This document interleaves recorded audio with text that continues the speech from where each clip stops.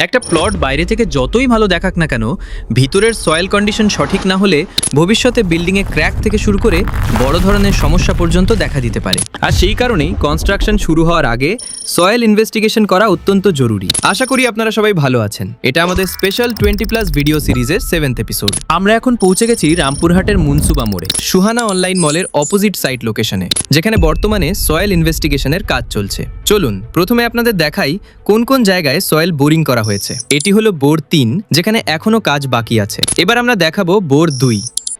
এটাই হলো বোর 2।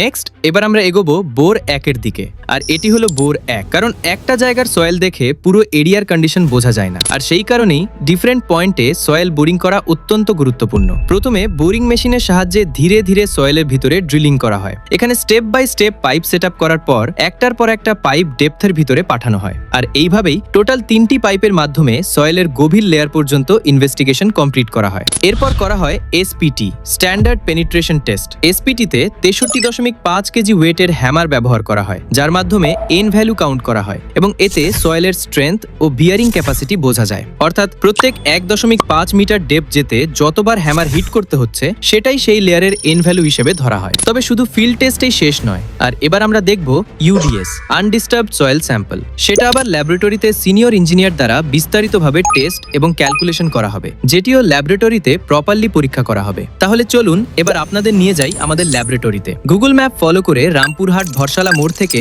সোজা প্রায় 1100 মিটার দুনিগ্রাম রোড এগোলেই আপনারা দেখতে পাবেন সিলিকন ভ্যালি ল্যাব। এবার দেখুন আমাদের ল্যাবরেটরির ভিতরের ভিউ। দেখুন বন্ধুরা, এটাই হলো আমাদের modern testing lab, Silicon Valley. Silicon Valley শুধু একটা নাম নয়, এটা আপনাদের বিশ্বাসের প্রতীক, আর সেই বিশ্বাসই আমরা সবসময় বজায় রাখার চেষ্টা করি। এবার আপনাদের দেখাবো ইউডিএস স্যাম্পল ল্যাবরেটরিতে আসার পর কিভাবে স্টেপ বাই স্টেপ টেস্ট করা হয়। এবং আমাদের এখানে ফিল্ড টেস্ট থেকে ল্যাবরেটরি টেস্ট পর্যন্ত সমস্ত কাজই আইএস কোড অনুযায়ী সম্পন্ন করা হয়। প্রথমে water content, liquid limit, plastic limit, specific gravity এবং গ্রেন সাইজ অ্যানালাইসিসের মাধ্যমে মাটির নেচার এবং প্রপার্টিজ বোঝা হয়। এরপর শুরু করা হয় পরবর্তী সয়েল টেস্ট প্রসেস, যেমন consolidation test, unconfined test, triaxial test, direct shear test ইত্যাদি। এই সমস্ত ল্যাব টেস্ট ডাটা এবং পূর্ববর্তী ফিল্ড টেস্ট ডাটা নিয়ে ক্যালকুলেশনের মাধ্যমে বোঝা যাবে সয়েলের আসল বিয়ারিং ক্যাপাসিটি এবং সেটেলমেন্ট। এই প্রসিডিওর ফলো করেই আমরা আপনাদের টেস্ট রিপোর্ট সাবমিট করি। আজই আমাদের সঙ্গে যোগাযোগ করুন 7003316362 এবং নিজের ফিউচার সেফটি নিশ্চিত করুন। ভিডিও দেখার জন্য ধন্যবাদ। নিজের মতামত জানাতে ভুলবেন না। জয় হিন্দ, বন্দে মাতারাম।